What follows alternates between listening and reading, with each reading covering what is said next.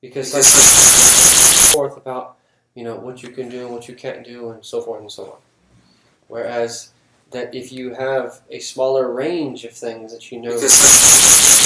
forth about opportunities, what you can do, then what you can't do, that so forth and so on. there is Whereas less that if you have a smaller range of things that there's only a small number of things that you can actually really be doing. So it is important that we really reflect deeply upon this, and really this type of work needs to be fleshed out in a workshop where we spend a weekend together and we all come being convinced of this principle that was just mentioned, that we all need to have some type of service in our life, and sometimes people need to be helped to know what it is that they do best.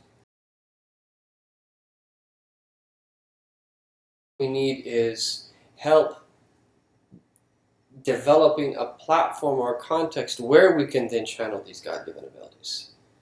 And what we really have to do moving forward as a community, one of the most important things of all, especially for people in places of leadership and imams and scholars and community leaders, is to help the potential rise to the service in the community, because we need everyone. We cannot just rely upon a small group of people to do everything. We need everyone. And we need to have a methodology or a way of approaching people in place where people are encouraged to contribute and they feel comfortable contributing. And that we recognize in the end that it's like a funnel. And there's various that degrees in that funnel, and one thing that leads to another. And one of the important etiquettes that we have to have in understanding that this metaphor of a funnel is that not everyone is the same. That there are certain people that we have to give deference to, that based upon where they're at in that funnel. And that everyone has a purpose, but we also have to understand that we still do believe in a hierarchy. And people have to know where they're at in the funnel and know what they can do and know what they can't do. And they shouldn't overstep their bounds into doing something that they really aren't qualified to do, just as they shouldn't be prevented from doing something that they should do by people who, for whatever reason, are too narrow-minded, or that they just have a disease in their heart and don't want anyone else to do anything except their own selves. So that is a prelude to today's discussion, where we will be getting into Chapter 1. And Chapter 1 is titled Incitement to Call unto God. And so here that we will be encouraged to give da'wah. And so this is hath, this is an encouragement. And that this is taken from the introduction of Imam Haddad's great work, Ad-Da'wat Tam, the perfect or the complete call. And the author says, may Allah Ta'ala preserve him and reward him on our behalf, in his tremendous clear book, God, the high, the great, the strong, the firm, says to his truthful, trustworthy messenger, Ud'u ila sabili rabbika bil hikmati wal maw'idati hasanati wajadilhum billati hiya ahsan. Call to the path of your Lord with wisdom and kindly exhortation, and reason with them in the most courteous manner. And so that Allah Ta'ala is commanding, first and foremost, our Prophet, sallallahu extension, his ummah, his community. Ud'u, this is a command. Call. Ila sabili rabbika. So we looked at the verse yesterday, وَدَاعِنِ إِلَى اللَّهِ بِإِذْنِهِ. He's a caller to Allah through his permission. Notice here, in the context of that, Ud'u ila sabili rabbika. Call to the path of your Lord. One of the most common traps of people that are involved in service is that they don't have the ability to differentiate between calling to Allah through the methodology that they learn from their teachers and calling to their own selves. And oftentimes that they can confuse themselves and even delude themselves, such that if someone that doesn't respond to them, that they equate that as if that person is turning away from the deen. And there's a danger in that. You can't equate people not responding to you to not responding to the deen. Perhaps it's that you just didn't approach them that in the way that was best suited for them. Maybe there was another way that you could have reached them. Maybe someone else has a different approach that could have reached them in a different way that you were unable to do. So we can't set ourselves up as equivalent to the deen. And at the same time, we have to recognize people have limits and they have that different degrees of vastness of understanding. But really what we hope to do is to give selfless service. Is that wherever it is that we do it because we're supposed to be doing it as a way of showing our servitude to our Lord subhanahu wa ta'ala and wanting what's best for them. And what I understand from my teachers is very simple. Is that if someone can benefit from something that they have to offer, Yahya, then hopefully that they will benefit. But if there's someone that can benefit them more, if you're sincere in your deen, you should want that person to go to that other person to benefit more from them. And this especially arises when it comes to teachers with students. Is that what I know from the true teachers that I've been exposed to, is that their understanding is that similar to that of Imam Ahmad al-Rafa'i, who used to say that were I to actually think that I am the teacher of any one of my students, that I would be raised with qanun. In other words, is that I would be an oppressor. I would be oppressing and tyrannical against my own self because of my own delusion. And so that even though outwardly he's in a position where he's teaching, is that even the greatest of teachers that don't see themselves as I am your teacher. They see themselves as being that the most in need of learning. And even know that they're also fulfilling the trust that is upon their shoulders and conveying what they have learned and that the knowledge that they have acquired. And this is a really, really important point. Really, really important point. Much of the chaos in our communities rises from this. Is that people cannot differentiate between these two things. Is that calling to ourselves and that calling to the deen through the methodology that we've learned or the particular approach that we have. This is a reminder in the Quran. Ud'u ila sabili rabbika. Call to the path of your Lord. And then we're going to learn 3 different degrees of how exactly to do that. Bil hikmati, with wisdom. Wisdom. This is really important. Not all knowledge is wisdom, but all wisdom is knowledge. Wisdom is putting everything in its proper place and doing what's right at the right time to the right degree. And a person who does not have wisdom will just learn that one particular issue of knowledge, apply it to everyone, and harm a lot of people in the process. Wisdom is knowing when to speak and when not to speak. And that when I first started studying this book, I have a note here at the bottom of one of the pages here that says, "Ad-da'wa ila Allah, that huwa isal al-khair ila al-khalq ahyanan as-sukut da'wa." That giving da'wah is being a means for good to come to people. Is that you do whatever you can to be a means for good to come to people. And sometimes it means that you remain silent. Sometimes the best thing to do is just to remain silent. Sometimes the best thing to do is what's called taghaful. Is that you act as if you don't even know what happened. There's certain things that just have to be overlooked. There's certain things that you don't press. And were you to press them, that would actually make things worse. Is that you leave them be. And you think about the big picture. And that you do your best to choose your battles wisely. And to say the right thing at the right time. When I think about my teachers, one of the things that they are most cautious about is saying things to people that might arouse their nafs. Or that turn them away in some way. They're extremely careful in the way that they speak to people. And that is not an easy thing to do.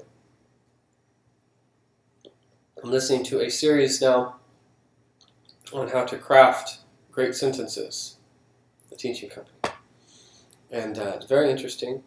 And one of the things he does is we'll mention like a famous quote. And then he'll talk about a few of the different ways, and sometimes, even if it's a limited amount of words, that there's hundreds of ways to express virtually the same sentence. And when he goes through all of the multiple ways of that saying that same thing, oftentimes when you hear it, that doesn't sound right, that doesn't sound right. But that famous quote that stuck and caught your heart was expressed in a certain way such that you just received it. And that's why there's very ambiguous definitions about what is elegant speech and what is elegant writing, what is not elegant writing, and this word style and so forth, that there are oftentimes that there is agreement upon what is effective and what isn't effective, but what are the actual rules on why this was effective and why that wasn't effective is there's a lot of ambiguity around that. And that this applies as well in the negative, is that you could say two things, well, the same thing in a different way. In one way it turns someone off, and the other way it doesn't. It's very important that we be aware of that, how we speak to people. And we try our best to use wisdom. And that this topic is an ocean. If we really think about all of our interactions and how many times that we've fallen short in terms of our word choice, or in terms of how we respond, or in terms of what we chose to make an issue, and so forth and so on. So with wisdom, وَالْمَوْعِدَةِ الْحَسَنَةِ, and with kindly exhortation. With kindly exhortation. And so that there are times where that we have to point out certain things to people. There are times that you have to be explicit. But the way that you admonish al-maw'idatul hasana is that you have to do it in a good way, in a kind fashion. And that this is the general principle, is that if you can gently reach someone, you can never be harsh. The foundation of reaching out to other people is gentleness. And you can't be harsh if you should be gentle. Why would you be harsh if you can be gentle? So that's the foundation. And if that doesn't work, then you might try something else. But there's a process that we go through. And this is very different than many people, that just sternness is the foundation for them. And for some people it relates to the way that they've been created and their personality and their temperament. But that's something that they have to work on. And to do their best, that not to just clash with people. وَجَادِلْهُمْ بِالَّتِي هِيَ أَحْسَنُ. And so even when it talks about mujadala, which is having a discussion, maybe even a debate, translated here with the text before, says, in reason with them. But بِالَّتِي هِيَ أَحْسَنُ. Again, you have the same word, al-maw'idatul hasana, and then وَجَادِلْهُمْ بِالَّتِي هِيَ أَحْسَنُ. In reason with them in the most courteous manner. Again. So that here we have that 3 different degrees after being commanded to give da'wah. Is it wisdom, that a good admonition, and then reasoning in the most courteous manner. All of this remains every time that we speak to someone, in every situation that we're in. And if you really think about it, just because a lot of people, or even the vast majority of people, don't follow this, we can't be people, because this is the state of the common folk. And we're all common folk, but we don't want to fall into this trap. That what other people do are proof to them for what should be done. No. Just because a lot of people do something doesn't make that thing right. And the sign that we are spiritually blind, or at least that not seeing with that spiritual insight, is that we see other people doing certain things and we justify ourselves doing it as a result of other people. So that this is something that we have to be careful of. Everyone's doing it. That doesn't make it right.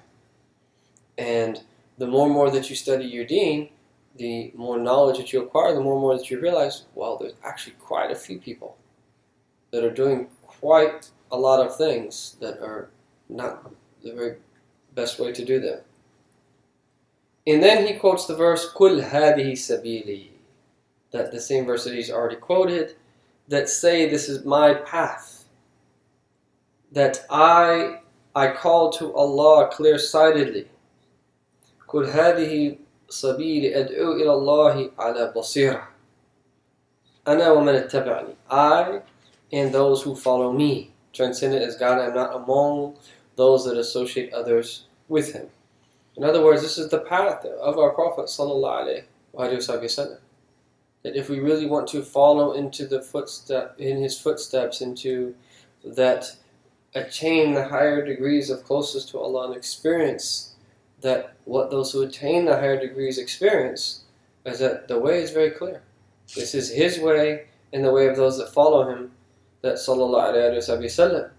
And then the next verse, وَمَنْ أَحْسَنُ قَوْلًا مِمَّنْ دَعَا إِلَى اللَّهِ وَعَمِلَ صَالِحًا وَقَالَ إِنَّنِي مِنَ الْمُسْلِمِينَ. That, and who could be better in speech than one who calls others to God, does what is right and says, I am one of the Muslims. وَمَنْ أَحْسَنُ قَوْلًا. That these are that some of the best people in speech. That combining between calling to Allah and that doing righteous deeds. And that having the izzah of Islam such that we don't shy away from saying that we are Muslims. And then the verse, let there arise from among you a group who invite to goodness and enjoin what is right and forbid evil. Such are they who are successful. So, وَلْتُكُمْ مِنْكُمْ أُمَّةٌ يَدْعُونَ إِلَى الْخَيْرِ وَيَأْمُرُونَ بِالْمَعْرُوفِ وَيَنْهَوْنَ عَنِ الْمُنْكَرِ وَأُولَٰئِكَ هُمُ الْمُفْلِحُونَ. Is that this should be a part of that how we are. We should love khair. We should love good. And we should love other people to experience good. And one of the greatest ways that we could draw near to Allah is to think about ways for other people to experience good. And what are other things that we can do so that other people can have good reach them. And the blessing of Allah Ta'ala is that there are still people alive. There are still hearts on the face of this earth, without us even being aware of it, are doing everything that they can possibly do night and day. Their concern is to bring about as much good possible to as many people as possible, as long as they are still on the face of this earth. That's what they want. And that how much good reaches people, oftentimes without them even knowing that this person was a source of good to come from them, because of the concern of this individual. And concern is really key. Concern. This is a human trait that ideally will be in a religious context, but there's a human trait that this is there's no really, that you can't really impact other people if you don't have concern for them. And part of a concern for him is one of the manifestations of a heart that is filled with rahmah, with mercy. And that you can view this online. Tony Robbins, who has helped a lot of people, he mentions the story behind him dedicating his life to the work that he does. And I don't remember all of the details, but the story goes something like he grew up in a very poor family, and for one Christmas dinner, they didn't have enough to actually have the customary dinner that many people would have at Christmas. So they're all sitting around, despondent and sad, and dejected around the dinner table, as I recall, his mother and father and himself. And all of a sudden, someone knocked on the door. And someone had sent them a meal. And they brought the meal and they placed it on the table. And one of the things that he mentions is that everyone responded to that differently. Apparently his mother, that used it as a means to lay into his father for that not being able to even provide the family for a Christmas dinner. And supposedly his father saw it as a blessing and ate. And Tony Robbins said, for me, he says, it let me know that there's people that actually care. he said, from that moment that I made an intention to dedicate my life to helping people. What an amazing story. That one incident, 3 people all respond differently. It's a means to cut his mother off from a lot of good. Right? The father saw it in a different way. For Tony Robbins, it was a means for immense good for him to help a lot of other people. And I'm not saying that we necessarily agree with all of that, what is said or what is done from the method, but the general sense of helping other people is something that is good. And you could speak about this in another context. There's a book called Super Survivors, which is about people that go through immense tribulations, which the vast majority of people that bring them down, but for these people, it actually that transform their life to contribute immense good as a result. And so we have to be aware of these things, but that concern is this is what's at the heart of this whole thing. This is what is at the heart of this whole thing. And human nature is one to be a bit greedy, be a bit selfish, and we have a lot of that assistance in that in the time in which we live, to become very narcissistic and become very focused on one's own self and to not want to share or not want to give to others. But this trait in and of itself, we can't emphasize its importance enough. That wanting good for people, concern about people, and sacrificing for them. And so that he goes on to say, so calling unto God and unto his path, religion and obedience is a characteristic and trait of prophets and messengers. Upholding it, and for that purpose God sent them and ordered them and counseled them, encouraging and inciting them therein. And one important point is that there's a lot of people that have dedicated their life to this. And it very well might be that they don't know how to reach all people. But we should never let our conception of other people that have dedicated their life to us, they might have a narrow methodology, prevent us from doing this in our own unique way. Because there are some people that will hear these type of words, and it will conjure up an image of a particular type of person that they know that is doing this type of work. And in their mind, I don't want to be a part of that. But what we need to do is that have leadership whereby which that we can understand there are 1,001 ways people can serve, not just in this one way. And we have to respect that particular way, but we also have to respect all of the other ways that are permissible within the realm of the sacred law of serving. And encourage people to find where they fit in that spectrum. I hope that makes sense, because this is really key. People get hung up on this particular point because they hear this type of talk and associate it with a particular group oftentimes. And that group might not just be what they incline towards. And sometimes there might be individuals within that group that, in a sense, that narrow the possibilities for people to serve. And my own teachers, as that this is something that they mention, is that they have what's called tafannun in da'wah, is that they found that multiple new, creative, beautiful ways to be a means for good to come to people that in previous time periods is that they didn't do necessarily those things in that particular locale. But they found ways to bring good to people based upon the needs of the people at the time. And so that really what we want is a balance. There is that we don't want to be too narrow or too restrictive. At the same time that there are boundaries. There are things that you shouldn't do. And that there are things that are okay for one person but not so wise for another person to do because they might not have the ability to do it. I'm speaking very general, but we have to all that have the maturity to apply these principles to our own lives. And so he said, upholding it, and for that purpose God sent them and ordered them and counseled them, encouraging and inciting them therein. Similarly, their heirs, their inheritors, from amongst scholars who act in accordance with their knowledge. Saints and righteous folk have closely adhered to them and followed in their footsteps. Thus they remain regardless of time and condition, calling people unto the path and obedience to God through words and deed, maintaining an air of seriousness and endeavor in their desire for God's pleasure, out of compassion for God's servants and hope of God's reward, and in adherence to the messenger of God. And the reality is that we do not know how special these people are, nor will we ever really know until we return back unto Allah subhanahu wa ta'ala.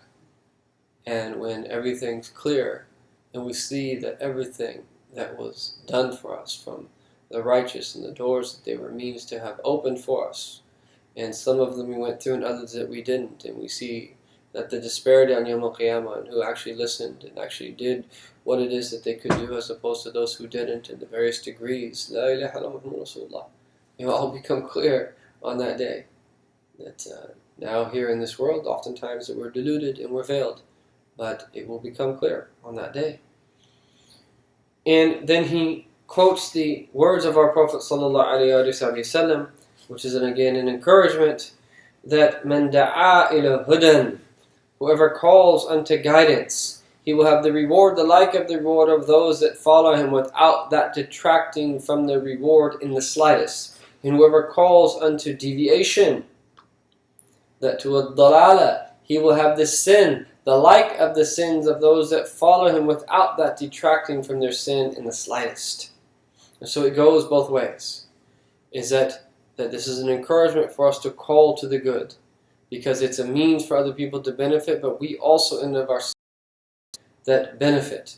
And that the opposite is true as well, is that we should be very careful that to be a source of our own deviation is that we're responsible.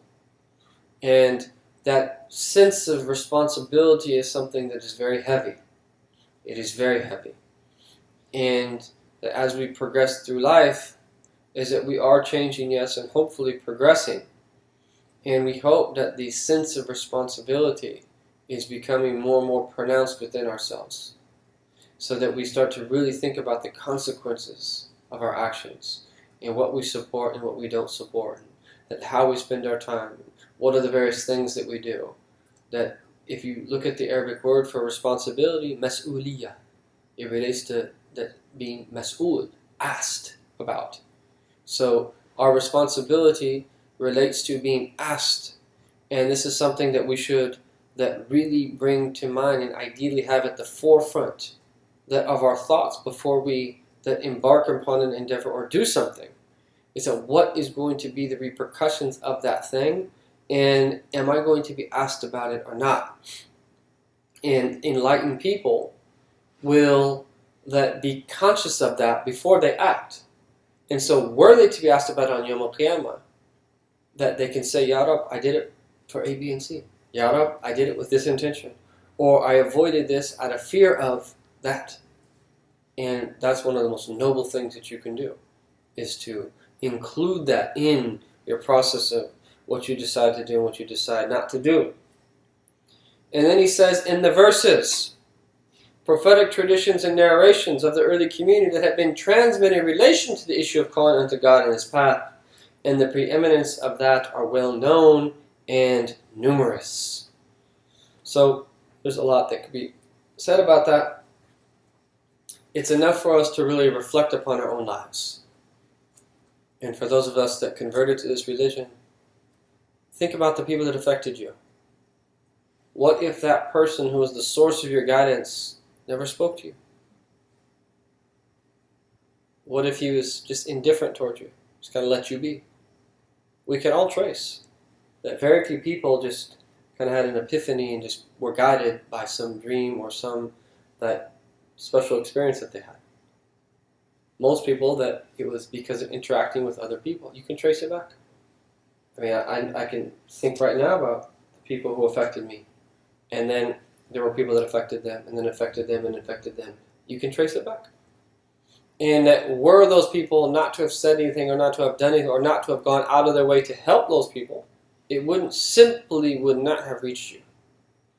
And this is why one time Habib Ali was speaking, and it was really scary to think of things in this regard. He said that oftentimes people think about the people that they've helped. But he said we should also think about the amount of people that we've barred from good because of the things that we've done. So someone might have helped a lot of people, but what about all of the things that we've done that have actually prevented good from coming to other people? That's very serious to think of it that way. Or opportunities that were missed. We could have said something. We could have done this. We could have done that. And the general principle is that the more that we are willing to sacrifice our time, our wealth, and all of the other things that can potentially be sacrificed, that for the sake of other people and bringing good to them, that the more that will bring us closer to the Prophet ﷺ, and that greater the life that we'll be living, that will lead to that the pleasure of our Lord subhanahu wa ta'ala. So he finishes this chapter by saying everything that has been transmitted regarding the dissemination of knowledge and learning, the excellence of admonitions and reminders, even in regards to the excellence of jihad in the way of God and joining good and forbidding evil, is considered to be an essential part and beneath the rubric of the excellence of calling unto God, exalted be He, and His path, as all of the aforementioned are merely categories and subdivisions of it. And so when you talk about da'wah, is that it will have a large number of subcategories. And that the wise person is the one who sees and figures out where it actually they can fit in, that somewhere that in the spectrum. I think this is a good stopping point so that we can continue on with chapter 2. Bismillah ta'ala. We have a few minutes before that we're going to do the ratib of Imam Haddad, which incidentally, that is that an example of giving da'wah is that the ratib of Imam Haddad is a set of invocations that are recited out loud in congregation. And it's amazing how the ratib has spread literally worldwide. And it is from the east to the, you find it in the east and the west and the north and the south. And it was one of the ways whereby which that people's religion was preserved by having a set time where they remember Allah subhanahu wa ta'ala. I remember when I was in Turin, is that my neighbors, without fail, every single night, I don't recall a night that they didn't do it, unless I didn't hear them, is that they would recite the ratib. You could hear them. That as a family, they would get together and recite the ratib of Imam Haddad. That's da'wah in and of itself. Because you're assisting other people to remember Allah. That people that sing beautiful poems, a munshid, that's da'wah. Because that you're a means for inspiring people that with good meanings, that with things that they should strive for, speaking about the way that the righteous are so that you can long for that and hopefully attain what it is that they attain. So there are a number of that manifestations that of this, and may Allah subhanahu wa ta'ala open up the doors of our understanding and give us tawfiq to be able to have a great portion of the service of the ummah of our Prophet sallallahu alaihi wasallam, and all of our humanity may be a means for us, inshallah ta'ala, to receive the fruit of doing all of that in the dunya and in the akhirah. If there's any brief questions, otherwise that we will prepare for Salat al-Isha, inshallah.